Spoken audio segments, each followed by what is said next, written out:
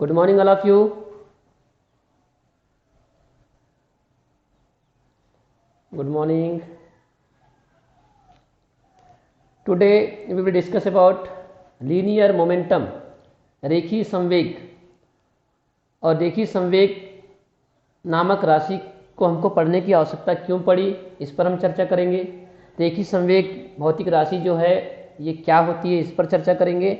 और रेखीय संवेग से संबंधित तथ्य, रेखीय संवेग बोलिए या केवल संवेग बोलिए, दोनों का मतलब एक ही होगा, ठीक है। लेकिन जब आप कोणीय संवेग जब कभी आएगा तो कोणीय संवेग के सापेक्ष करना पड़ेगा, आपको रेखीय संवेग शब्द का उपयोग करना पड़ेगा। अभी आप रेखीय संवेग बोलिए या केवल संवेग भी बोलेंगे तो चलेगा, ठीक है।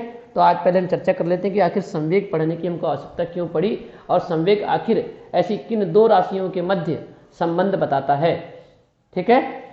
Clear that? सभी आ गए? आने को है, चलो आते रहेंगे, है ना। देखते हैं संवेग है क्या और आखिर ये जो भौतिक राशि है हमको क्या बताती है ना, इस पर चर्चा करते हैं। तो संवेग के बारे में ऐसा कहते हैं कि जैसे आपको मैं एक एग्जांपल देता हूँ, है ना। एक व्यक्ति है, एक लड़का है ना, एक लड़का है, विद्यार्थी है, वो अपने घर से आता है, ठीक है, पढ़ने के लिए स्कूल, ठीक है। और उसको अपने घर से स्कूल आने में जो समय लगता है वो लगता है उसको आधे घंटे का समय लगता है। कितने घंटे का समय लगता है? आधे घंटे का क्या लगता है उसको समय लगता है, ठीक है। 30 मिनट का समय लगता है। अब क्या है, उसने अपने साइकिल पर 5 न्यूटन का बल लगाया और 5 न्यूटन का बल लगाकर, है ना, क्या कर रहा है वो आधे घंटे में, है ना, हमेशा क्या करता है वो 5 न्यूटन का ही क्या करता है बल लगाता है और उस बल के द्वारा गति करते हुए क्या करता है वो अपने स्कूल में पहुंच जाता है आधे घंटे में, ठीक है। अब मुझे बताइए कि अगर उसी के घर में, उसी के घर के बाजू में एक और विद्यार्थी है जो उसके साथ में साइकिल से आना चाहता है, तो क्या करेगा वो पीछे बैठेगा साइकिल में, है ना, साइकिल में पीछे बैठेगा और वो जो पहला विद्यार्थी उसको क्या करेगा लेकर आएगा, ठीक। अब मुझे बताइए पहले द्रव्यमान ज़्यादा था क्या अब द्रव्यमान ज़्यादा है?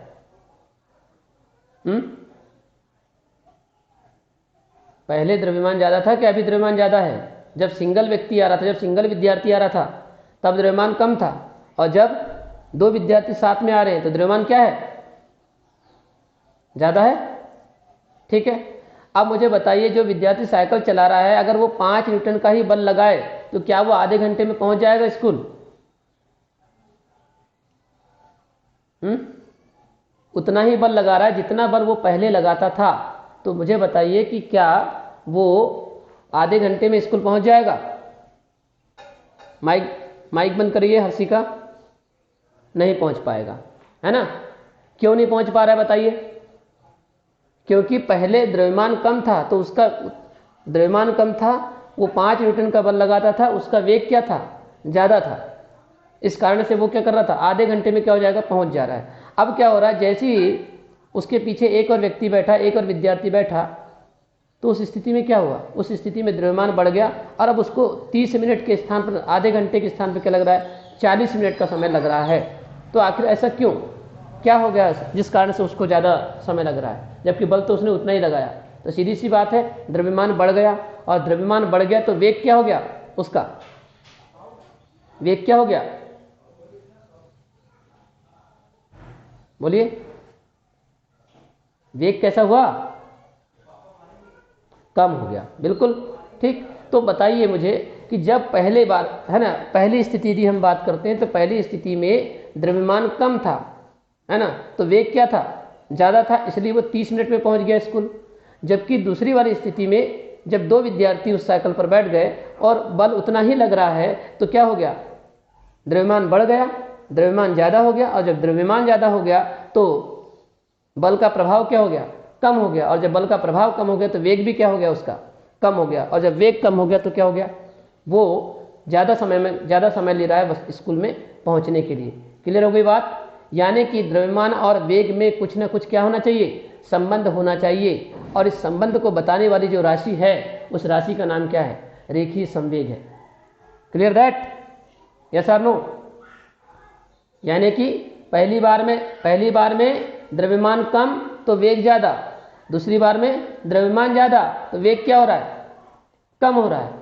मतलब द्रव्यमान और वेग में कुछ ना कुछ क्या होना चाहिए, संबंध होना चाहिए। और इस संबंध को कौन सी राशि बताएगी, तो उस संबंध के को निकालने के लिए, उस संबंध को ज्ञात करने के लिए एक राशि का क्या किया गया, उपयोग किया जाता है, जिसको कहते हैं रेखीय संवेग। और ये वेग और द्रव्यमान के बीच में, द्रव्यमान और वेग के बीच में क्या करती है, संबंध बताती है। इस राशि को क्या बोलते हैं, संवेग कहते हैं। Clear that. तो अब संवेग भौतिक राशि की आवश्यकता क्यों पड़ी, बात समझ में आ गई। किसके बारे में, किसके बीच संबंध बताने के लिए, किनके बीच, द्रव्यमान और वेग के बीच संबंध बताने के लिए इस भौतिक राशि की आवश्यकता पड़ी हमको। ठीक है। अब ये भौतिक राशि होती क्या है, तो रेखीय संवेग बराबर होता है बराबर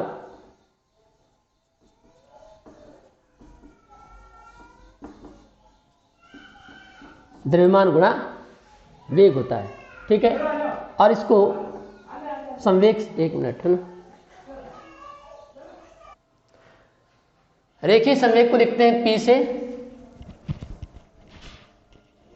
रेखीय संवेग को किससे लिखा जाता है, P से लिखा जाता है। और P इज इक्वल टू होता है m, द्रव्यमान के लिए m और वेग हो जाएगा v, तो P इज इक्वल टू हो जाएगा m इंटू v, इस तरह से। और परिभाषा क्या हो जाएगी इसकी, किसी वस्तु के द्रव्यमान और उसके वेग के गुणनफल को वस्तु का रेखीय संवेग कहते हैं। क्या होगी, किसी वस्तु के द्रव्यमान और उसके वेग के गुणनफल को उसका रेखीय संवेग कहते हैं। इसे कैपिटल P से प्रदर्शित करते हैं। Capital P is equal to m into v. यदि इसका सदिश रूप लिखना है, सदिश रूप यदि हमको लिखना है, तो ये सदिश राशि होती है, क्योंकि वेग आया है ना, तो सदिश रूप इसका इस तरह से हो जाता है, vector P is equal to m into vector v। ये इसका सदिश रूप हो जाता है। ठीक है। ये आपका हो गया रेखीय संवेग का सदिश रूप। मात्रक, मात्रक जो होगा वो मात्रक क्या होगा, तो सीधी सी बात है, द्रव्यमान का मात्रक क्या होता है बताइए, P बराबर m इंटू वी है सूत्र, है ना। P बराबर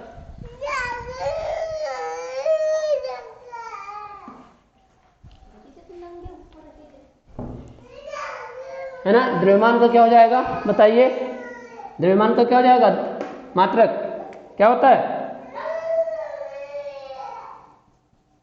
किलोग्राम।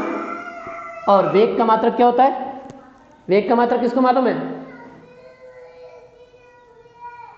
हाँ, मीटर प्रति सेकेंड। ठीक है। तो मीटर प्रति सेकेंड हो जाएगा, मीटर प्रति सेकेंड। इसको आप ऐसा लिख दीजिए, किलोग्राम मीटर सेकेंड पर -1। ठीक। विमीय सूत्र, विमीय सूत्र क्या होगा, द्रव्यमान के लिए क्या करेंगे m, वेग का विमीय सूत्र क्या होता है, वेग का विमीय सूत्र LT - 2 नहीं, LT - 1 होता है। क्या होता है, LT - 1। ये हो जाएगा LT - 1। तो द्रव्यमान के लिए m आ गया और वेग के लिए LT - 1 आ गया। तो ये इस तरह से mLT - 1। प्रकृति कैसी होगी तो आपको मालूम है, कैसी राशि है ये, सदिश है क्या अदिश है, सदिश राशि है, सदिश रूप लिखा ही है हमने। तो ये हो गया आपके पास में सदिश राशि। अब क्या होते हैं, संवेग संबंधी कुछ तथ्य होते हैं, संवेग संबंधी कुछ तथ्य, इन पर चर्चा करते हैं। संवेग संबंधी दो प्रकार के तथ्य होते हैं। पहला तथ्य ये होता है कि दो वस्तु है, एक हल्की वस्तु है, एक भारी वस्तु है, दोनों वस्तुओं के वेग समान है, तो बताइए कौन सी वस्तु का संवेग अधिक होगा। दो वस्तुएं, एक हल्की एक भारी, दोनों वस्तुओं के वेग कैसे समान है, तो बताना आपको यह है कि दोनों वस्तुओं में से किस वस्तु का संवेग अधिक होगा, बताइए। किस वस्तु का संवेग, हल्की वस्तु का। कैसे,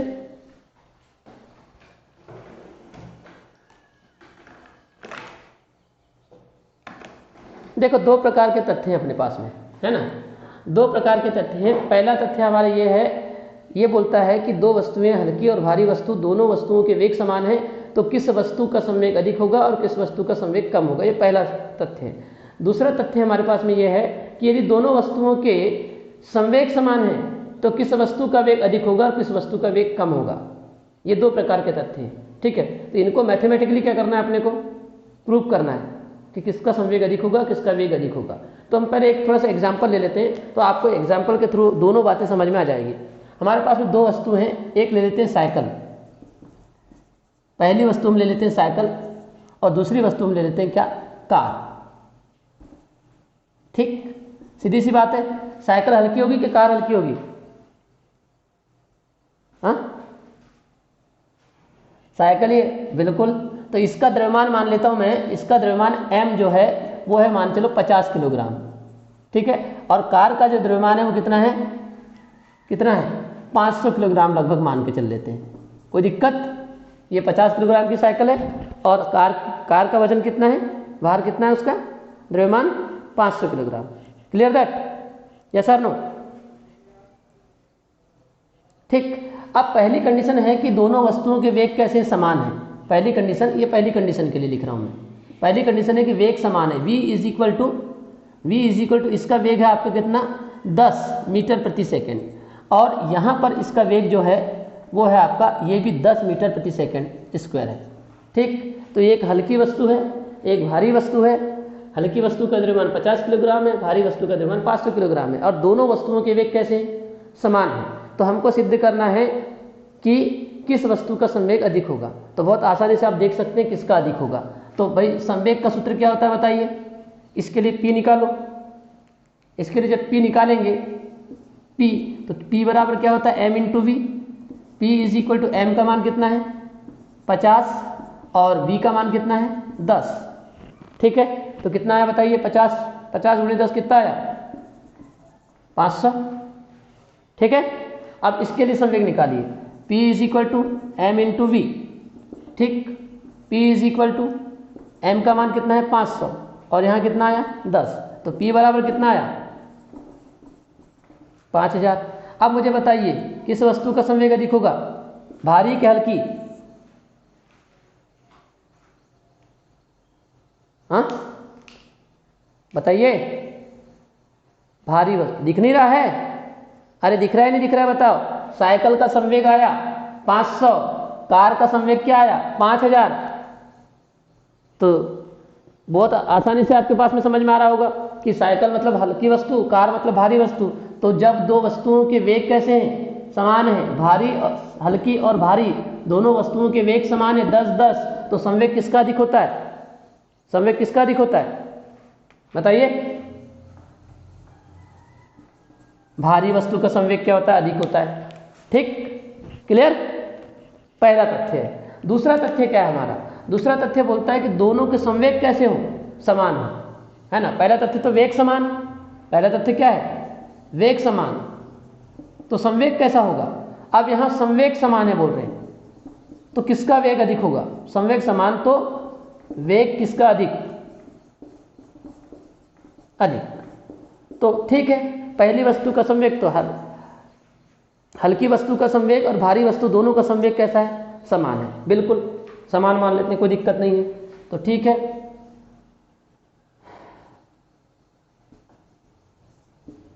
हल्की का संवेग बराबर भारी का संवेग, यानी भारी वस्तु का संवेग।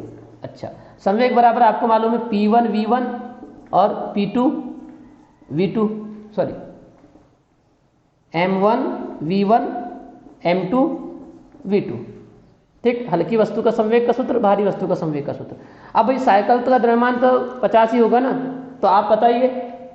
और दोनों के संवेग कैसे हैं, बराबर है मान के चलते। तो मान के चलता हूं कि इनके संवेग कितने हैं, इसका भी 5000 है, इसका भी 5000 है। ठीक है, कंडीशन क्या है, संवेग समान है तो वेग किसका अधिक?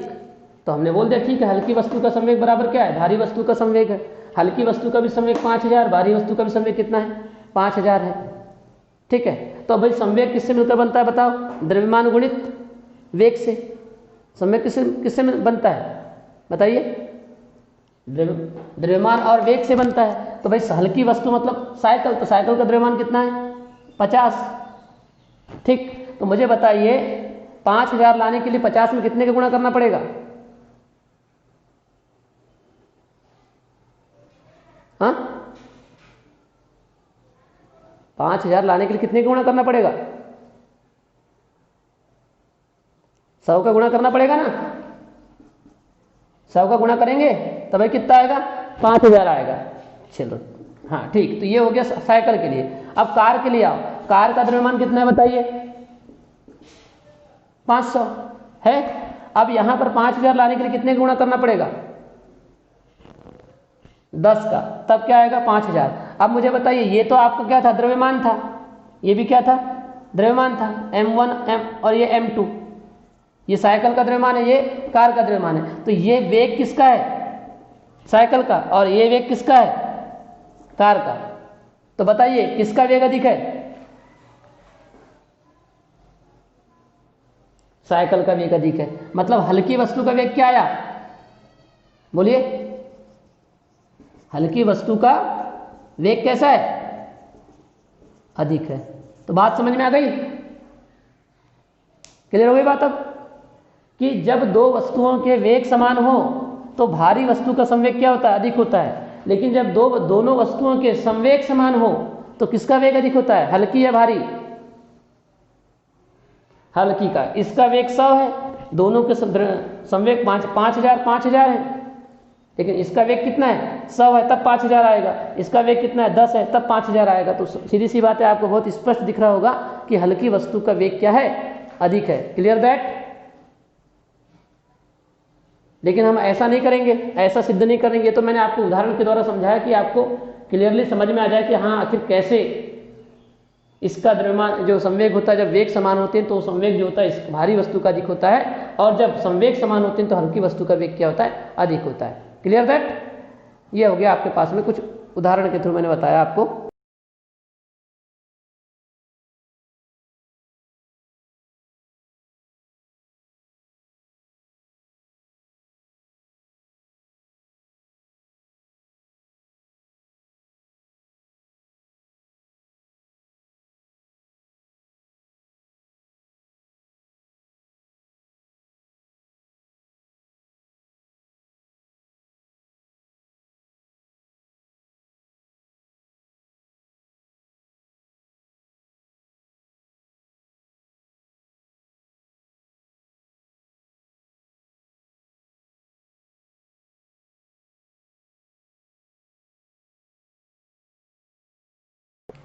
तो संवेग संबंधी तथ्य का पहला सवाल है आपका, यदि हल्की व भारी दोनों वस्तुओं के वेग समान हो तो कौन सी वस्तु का संवेग अधिक होगा? ये क्या करना है? अपने को सिद्ध करना है। ठीक है, तो देखते हैं।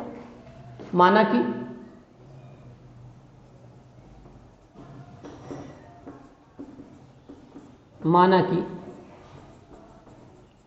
हल्की वस्तु का द्रव्यमान,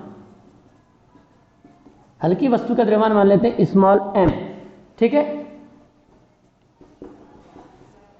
भारी वस्तु का द्रव्यमान मान लेते हैं कितना? Capital M। कोई दिक्कत? स्मॉल m पूछ वाला बनाएंगे और कैपिटल M बिना पूछ वाला बनाएंगे, है ना? पूछ वाला मंकी, बिना पूछ वाला मंकी। Clear that? ओके, तो हल्की वस्तु का द्रव्यमान स्मॉल m, भारी वस्तु का द्रव्यमान कैपिटल M। अब प्रश्नानुसार क्या है? दोनों वस्तुओं के वेग कैसे हैं? समान है। तो चूंकि दोनों वस्तुएं एक समान वेग, दोनों वस्तुओं का वेग एक समान है, या दोनों वस्तुएं एक समान वेग v से गति कर रही हैं,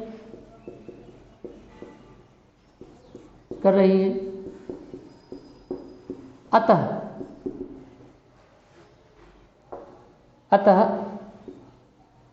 हल्की वस्तु का संवेग,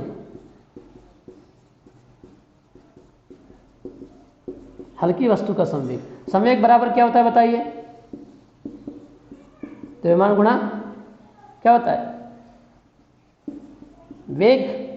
तो हल्की वस्तु का संवेग हो गया p1, द्रव्यमान है m और वेग तो दोनों वस्तुओं का एक समान है, मतलब क्या हो जाएगा v। Equation number first. कोई दिक्कत? हाँ। अब भारी वस्तु का संवेग, भारी वस्तु का संवेग को नाम देते हैं p2। p2 फिर से द्रव्यमान गुणित वेग। तो बताइए भारी वस्तु का द्रव्यमान कितना है? m और वेग क्या है? v ही है। कोई डाउट? वेग तो दोनों के लिए समान ही है ना? हाँ। तो हल्की वस्तु का m इंटू वी और भारी वस्तु का कैपिटल M इंटू वी।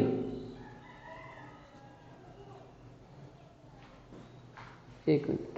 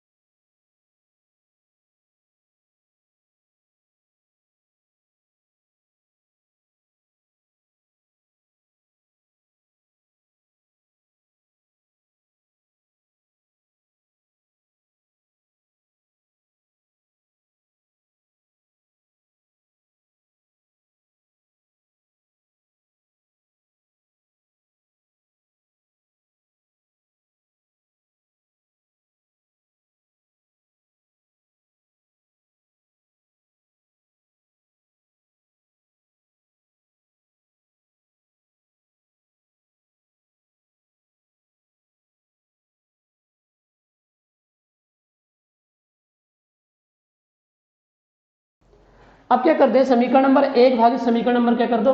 2 कर दो। समीकरण 1 भागित समीकरण 2 से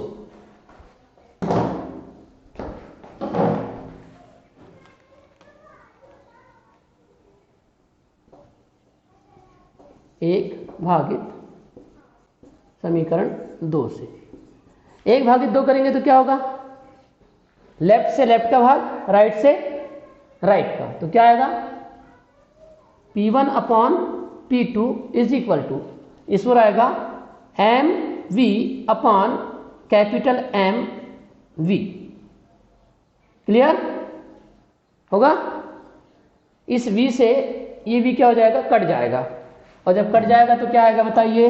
P1 upon P2 is equal to क्या बचा? m upon capital M। Equation number 3। Right? Yes और नो? राइट है? हाँ। अब परंतु मुझे बताइए, हल्की वस्तु का द्रव्यमान अधिक है कि भारी वस्तु का द्रव्यमान अधिक है? हाँ, भारी का। मतलब capital M is greater than क्या लिखेंगे हम? Small m। ग्रेटर का चिन्ह मालूम है ना सबको कैसा बनता है? हाँ, ग्रेटर का चिन्ह मालूम है? ये देखिए, ये हमेशा याद रखिए, जिधर ये खुला भाग रहता है उधर जबड़ा, जिधर खुला है ये बड़ा, और जिधर ये बंद है ये छोटा होता है। चाहे ऐसा लिखो, जिधर भी खुला भाग रहेगा वो बड़ा कहलाएगा, ग्रेटर देन होगा, और जिधर ये वाला बंद वाला भाग रहेगा क्या कहलाएगा, वो छोटा होगा। ठीक, तो ये खुला है तो capital M is greater than small m, सही है या गलत है, बोलिए, सही है, याद रहेगा कि नहीं। जिधर ये जबड़ा खुला हुआ जिधर है वहां वो बड़ा, जिधर बंद है वो छोटा। ऐसे यहां पर भी देखिए, जिधर खुला वो बड़ा, इधर छोटा, तो capital M is greater than क्या हो गया, स्मॉल एम हो गया। और जब ऐसा हो गया तो हमको स्मॉल एम के बटे में कैपिटल एम लाना है। तो देखिए, इस एम को जब इसके बटे में मैं लेके आऊंगा, स्मॉल एम अपॉन तिरक गुणा करके कैपिटल एम, यहां कितना बचेगा, बोलिए, यहां कितना बचेगा, मैंने ये बोला कि भाई मुझे small m upon capital M चाहिए, तो मैंने स्मॉल एम के अपॉन में कैपिटल एम तिरक गुणा करके यहां ला लिया, तिरक गुणा करके ऐसा, यहां कितना बचेगा, हाँ बोलो,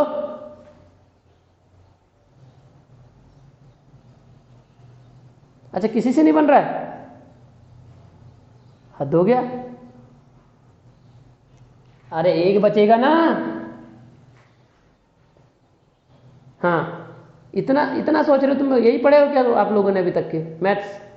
ये तिरक गुणा करके आप ला रहे हो, तो तिरक गुणा में यहाँ जब कुछ नहीं, जीरो थोड़ी ना बचेगा, एक बचेगा ना, तभी तो देखो m का गुणा फिर से करूंगा, m इंटू 1 m आएगा कि नहीं आएगा। अब बताइए m अपॉन कैपिटल M का मान क्या है, P1 अपॉन P2, मतलब 1 is greater then m upon m के स्थान पे लिखेंगे P1 अपॉन P2, ये लिख दिया। कहां से लिखा, समीकरण 3 से लिखा। अब फिर से तिरक गुणा करो, P2 का गुणा 1 में करो तिरक गुणा, तो क्या आएगा, P2 इज ग्रेटर देन क्या आ गया, P1। तो बताइए, इस स्थिति में यदि हल्की और भारी दोनों वस्तुओं के वेग समान हो तो किसका संवेग अधिक आया है, किसका संवेग अधिक आया, P2 किसके लिए लिखे हो आपने, P2 किसके लिए लिखे हो, भारी वस्तु के लिए। इसका मतलब यदि दो वस्तुओं के वेग समान हो तो किसका संवेग अधिक होता है, किस, भारी वस्तु का संवेग, है ना, भारी वस्तु का संवेग क्या होता है, अधिक होता है। तो अतः स्पष्ट है कि दोनों वस्तुओं का वेग समान होने पर भारी वस्तु का संवेग हल्की वस्तु के संवेग से क्या होता है, संवेग से अधिक होता है। क्लियर दैट, यस और नो, ठीक।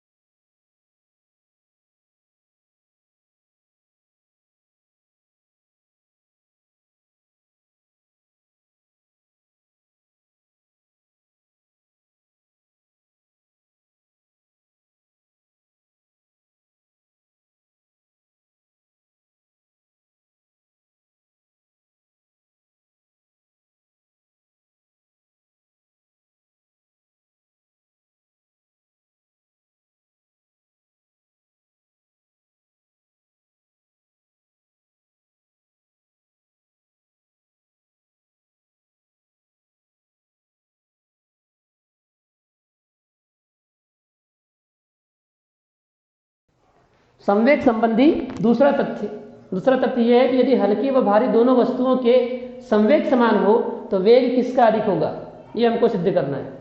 ठीक है, किसका, ये बताना है हमको। तो देखते हैं, सिद्ध करने बोलेगा तो यहाँ प्रूफ लिखना, और बताने बोलेगा कि किसका वेग अधिक होगा तो फिर यहाँ सॉल्व लिखेंगे आप, कोई दिक्कत नहीं है। तो माना कि हल्की वस्तु का द्रव्यमान m, भारी वस्तु का द्रव्यमान कैपिटल M।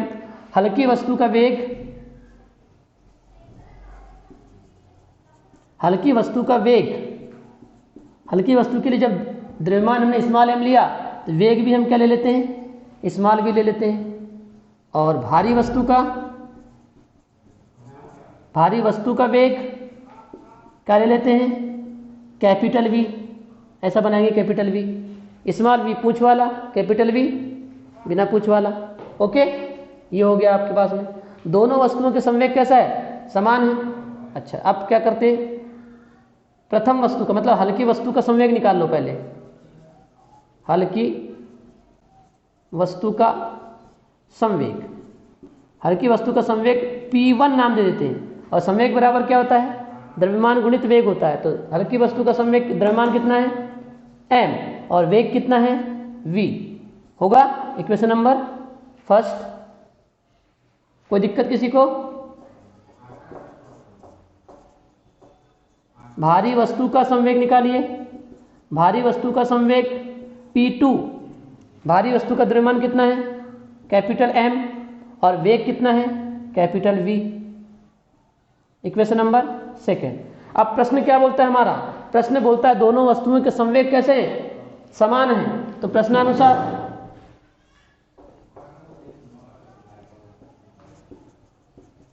प्रश्नानुसार दोनों वस्तुओं के संवेग समान है। अतः यदि संवेग समान है तो क्या होगा, P1 इज इक्वल टू क्या होगा, बोलिए, P1 इज इक्वल टू क्या होगा, P2। अरे होगा ही नहीं होगा, बताइए, होगा ना। दोनों के संवेग समान है तो P1 is equal to P2। अच्छा, P1 का मान कितना है बताइए, P1 का मान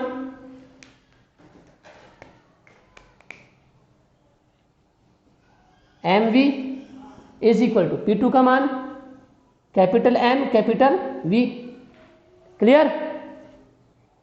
ओके। हाँ, आप देखिए, स्मॉल v, माइक बंद करो, माइक बंद।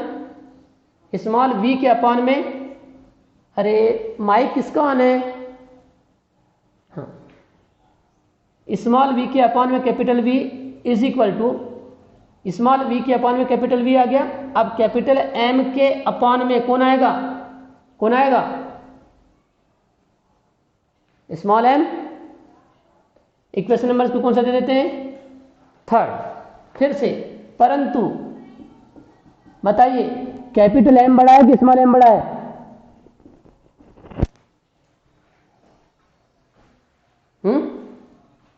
कैपिटल M बड़ा है। ठीक है, जब कैपिटल M बड़ा है तो लिख देते हैं। अब बताइए मुझे, स्मॉल m के अपॉन में क्या लाना है,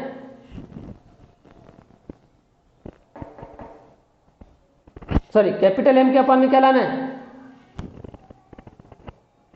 स्मॉल m, तो ला देते हैं। तो कैपिटल M अपॉन में ये आ गया स्मॉल m ग्रेटर देन, तो यहां कितना बचेगा, अब बिल्कुल 1 बचेगा। अच्छा, अब capital M upon small m की वैल्यू कितनी है,